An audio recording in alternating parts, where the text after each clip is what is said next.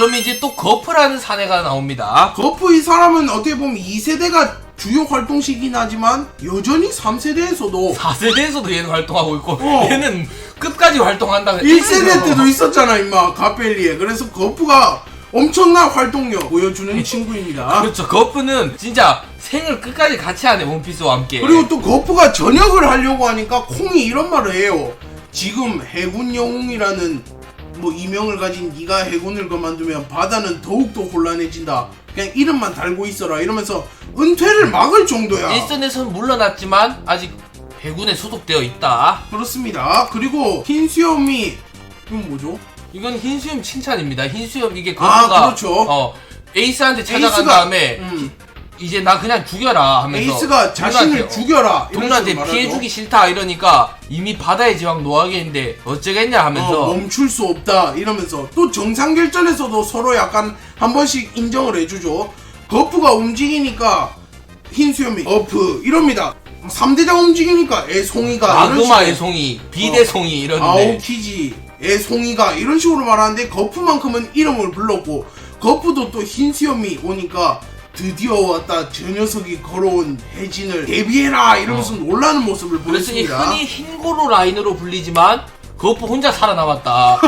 두 명이 죽었어 이제. 친구들이 죽었다. 어. 시키도 어떻게 보면 어디 있는지 모르겠고 레일리는 살아있고 그래갖고 좀 슬프겠네요. 거프가 동년배들이 다 죽으니까.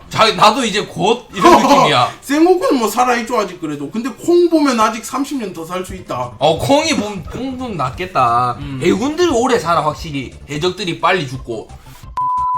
그럼 이제 센고쿠 한번 보도록 하겠습니다. 그렇습니다. 센고쿠는 이때 해군의 원수이기 때문에 어떻게 보면 전성기지 않나. 오히려 2세대 때보다도 3세대 때 센고쿠가 해군 원수였고 이때 바다를 정말 좀 평화롭게 잘 통치를 했어요. 실질적으로 흰수염이 깽판을 안 쳐준 것도 있겠지만 사왕이라고 불리는 인물이 3명이나 나타났는데 바다의 균형을 좀 유지를 했고 칠무의 제도를 적절히 활용을 했어요 얘가. 그렇죠. 칠무의 제도 센고쿠는 활용을 좀 잘했다. 그렇습니다. 아카이노 부임하자마자 폐기된 거 보니까 센고쿠가 칠무를 잘 활용한 것 같아요. 센고쿠가 칠무의 회의를 열어가지고 상담도 한 거 보니까 얘네 좀 칠무의 회의에 적극적으로 찬성하는 쪽이었을 거야. 그렇습니다. 하지만 자기가 이제 해군 원수직을 내려놨으니까 뭐 아카이노 알아서 해라 뭐 이렇게 된 것 같습니다. 그렇죠. 얘가 뭐 내려놨는데 이건 꼭 끌고 가 이럴 필요는 없으니까. 그리고 센고쿠가 저 쓰고 있는 갈매기 모자가 원수들만이 쓸 수 있는 전용 모자라서 아카이노한테 얘가 물려줬대요. 근데 아카이노가 자기 스타일 아니라고 하면서 거절을 했다. 아카이노가 쓰고 있어도 웃길 것 같네. 그리고 센고쿠가 키우는 또 염소가 있지 않습니까? 염소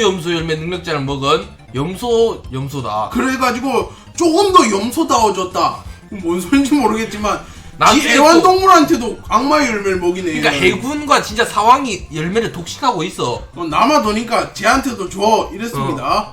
자, 그리고 흰수염과 어떻게 보면 전쟁을 한번 했지만 거기서 실질적으로 승리를 했습니다. 그래가지고 어떻게 보면 해군이 대위기를 맞이했고 역사상 가장 큰 전쟁이었는데 센고쿠가 성공적으로 승리로 이끌었습니다. 전쟁을. 그렇기 때문에 센고쿠의 진짜 굵직한 업적이고 우리 현실 세계로 치면 이제 위인전에 아마 등재되지 않을까. 그렇죠. 센고쿠의 최대 업적이라고 볼 수 있죠. 그리고 센고쿠가 이 전쟁 이후 이제 은퇴를 하죠. 은퇴를 하고 이렇게 돌아다니면서 살고 있는데 반은 거인이 됐습니다. 반은 거인? 그래가지고 센고쿠가 좀 돌아다니고 전병을 먹고 추루랑 막 놀고 거프랑 농담 따먹기 하고 국수 먹고 이런 식으로 편안한 노후를 보내고 있다. 근데 흰수염 전쟁 이후에 머리 하얘진 거 보세요. 수염하고 스트레스를 엄청 받았나 보네요. 이때는 진짜 센고쿠가 뭔가 진지하고 근엄하고 이런 느낌이었다면 이때는 약간 동네 할아버지 느낌으로 변했다. 오케이. 자, 그럼 이제 아카이노 한번 보도록 하겠습니다. 그렇습니다. 아카이노 역시 주요 인물 중 한 명이고 해군의 최고 전력이라고 불렸던 3대장, 그리고 어떻게 보면 3세대의 전설 흰수염의 신화를 자기 손으로 끝낸 장본인 중 한 명이지 않나. 자, 이렇게 아카이노가 정상결전에서 처음으로 모습을 드러내면서 해군 대장의 위엄을 제대로 보여줬다. 그렇습니다. 키자루와 아오키지보다도 한 티어 더 위의 느낌을 보여줬습니다. 여기서 막 에이스를 원컵 내버리고 흰수염에게 가장 많은 딜을 넣고 징배 기절시키고 뭐 수박 태워버리고 흰수염 해적단 간부들 태우고 마르코 막 막아서고 이런 식으로 엄청난 업적을 세우고 정상결전의 MVP다. 얘가 솔직히 제일 캐리고 얘 없었으면 좀 어떻게 됐을지 모르는 판도였다. 그렇습니다. 그리고 정상결전의 공로를 인정받아서 해군 원수가 좀 됐습니다. 그리고 해군 원수가 되면서 세대도 바뀌었죠. 왜냐면 흰수염이 죽고 흰수염의 시대가 끝났으니까. 그래서 나중에 나올 4세대의 해군 원수, 그때가 더 주요 무대가 될 수도 있어요. 그리고 얘는. 루피의 최종 보스로 추정되고 있습니다. 또 그렇습니다. 자, 그리고 아오키즈입니다. 아오키즈 역시 해군 대장 중 한 명이었고 정상결전에서 흰수염의 헤이를 막아내는 엄청난 업적과 조즈를 저지하는 업적을 세우면서 해군 대장다운 강함을 입증을 했다. 자, 아오키지는 이렇게 정상결전에서도 조금 활약하고 루피를 막 돌아다니면서 얘는 솔직히 말하면 좀 활약을 못했어요. 이번 세대에서는 좀 어정쩡해 다 모두가. 그래서 해이해진 정의관입니다. 정상결전에서도 뭐 보통만 했고 해적 잡을 때도 뭐 보통만 했고 그냥 그래. 밀짚모자 일단 놔준 전적도 있고. 하지만 이번에 또 검은 수염 해적단으로 배신한 게 오피셜로 밝혀지면서 오히려 4세대 때 더 활약을 할 수도 있다. 4세대가 얘도 메인 무대가 될 것이다. 그래서 좀 기대가 돼요. 아오키즈의 행보. 어떻게 보면 아오키즈가 아카이노한테 지고는 원피스라는 작품에서 퇴장을 했다, 이런 평가를 많이 받았어요. 나올 기미가 없지 않았다. 하지만 검은 수염에 가담을 하면서 최고의 또 반전을 일으켰다. 그렇습니다. 그리고 이제 키자루입니다. 93대장 중 한 명이고 93대장은 진짜 전원이 해군의 최고 전력이고 해군이 자랑하는 전력이기 때문에 진짜 모두가 좀 주요 인물이지 않나. 자, 키자루 이 친구도 뭐 아오키지와 함께 큰 활약을 못했지만 해군 대장의 강함을 또 똑똑히 보여준 친구다. 그렇습니다. 샤봉디 제도에 가서 초신성들 여러 명들을 그냥 양악을 해버리고 해군 500명을 체포하는 업적을 세웠습니다. 하지만 결국 좀 시간 끌기를 하다가 밀짚모자 일당은 한 명도 못 잡았고 레일리에게 제지를 당했습니다. 쿠잔이랑 좀 비슷하네요. 밀짚모자 일당을 둘 다 잡지를 못했다. 만약에 이때 키자루가 아니라 아카이누가 출동했다 생각해봐. 그럼 밀체 다 죽었어 그냥. 레일리 오기 전에 밀짚모자 일당 다 죽었고 쿠마도 아프, 죽었어. 호킨스 이런 거 다 죽었고 쿠마도 내가 볼 때 그래 죽었어요. FBJ 말대로 이 새끼 계속 편들어 쓰레기 주제 이러면서 죽였고 레일리는 안 왔고. 레일리도 내 생각에 찾아갔어. 이 코팅샵에 레일리 있다고 온 김에 죽여야지 이러면서 레일리까지 죽인 다음에 화려한 장례식은 싫은가 보지 이랬을 거예요. 레일리가 레일리 아닌데요 저 하면 아닌가 하고 가고. 그건 아닌 것 같고. 그리고 또 정상결전에서도 키자루가 참여를 했고 마르코와 주로 대치를 했고 마르코와 또 만담을 주고받는 게 굉장히 재밌죠. 키자루가 빨리 전쟁을 끝내려면 킹을 잡아야지 이러면서 기술을 쓰니까 마르코가 뭐라고 하죠? 이렇게 빨리 킹을 잡을 순 없지 하고 바로 불닭킥을 날리잖아. 그러니까 키자루가 호와이네 이런데 또 엄청난 명장면이다. 자, 그리고 또 정상결전에서 명장면이 나온 게 벤베크맨한테 성사해줬습니다. 그렇습니다. 이때 벤베크맨과 키자루가 싸웠더라면 솔직히 말하면 키자루가 이길 것 같아요.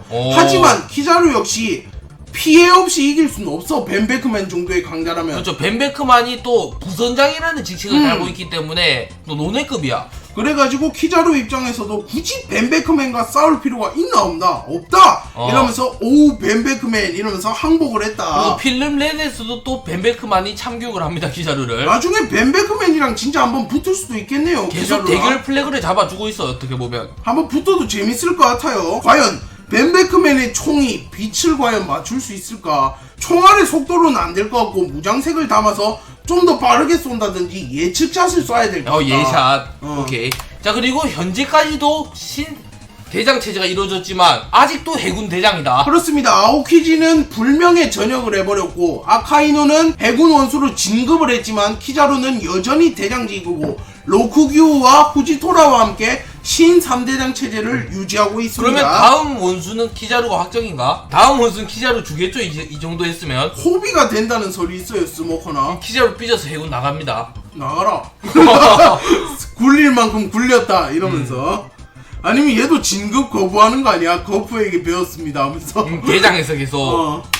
자, 그럼 이제 칠무에 한번 보도록 하겠습니다. 칠무의 제도가 어떻게 보면 유지가 되었던 유일한 세대입니다. 로저가 죽은 이후에 결성이 된 걸로 추정이 되고 그리고 칠무회가 제일 돋보였던 시기지 않을까. 돋보인 게 아니라 이때밖에 없었어요. 그냥 로저 죽고 탄생했다가 흰수염 죽고 없어졌거든. 시기상으로 보면 흰수염 죽고 조금만 있었잖아 그래도. 근데 실제로 한 일이 없었어요.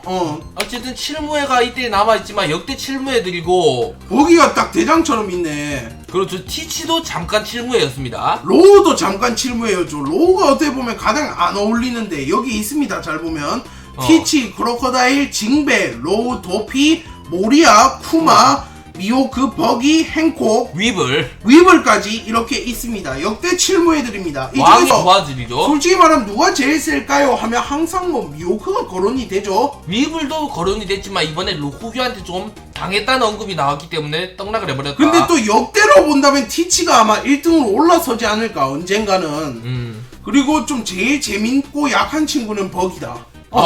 버기가 제일 재밌다 어떻게 보면. 자, 그리고 정상결전에도 칠무회들을 좀 소집을 했습니다. 그렇습니다. 원래 칠무회를 전원 소집한 게 칠무회 제도를 결성하고 단 한 번도 없었어요. 얘들이 컨트롤이 안 되거든. 그렇죠. 회의에 참석하라고 했지만 뭐 강제는 아니었기 때문에 한두 명 참여합니다. 하지만 이번에는 흰수염과의 대결에 참여를 안 하면 즉시 해군대장을 보내서 체포한다고 엄포를 했대요. 그래서 징배가 감옥에 들어가 버렸죠. 안 오다가. 징배는 안 오다 감옥 갔죠. 징배는 어떻게 보면 흰수염의 편이었잖아. 그래가지고 흰수염을 배신할 바에는 의리를 지키고 감옥에 간다. 그리고 여기에 미호크가 또 참여를 하니까 애들이 많이 놀래요. 그렇죠. 그 변덕쟁이 미호크 싸울 마음이 생겼나 하면서. 솔직히 말하면 행콕, 도플라밍고, 모리아 이런 거는 잘못 걸리면 흰수염한테 원컵 날 수도 있는데 미호크는 진짜 전쟁의 판도를 바꿀 수도 있기 때문에. 그렇죠. 칠무회가 이때 좀 활약을 한 다음에 폐지가 되어버렸다.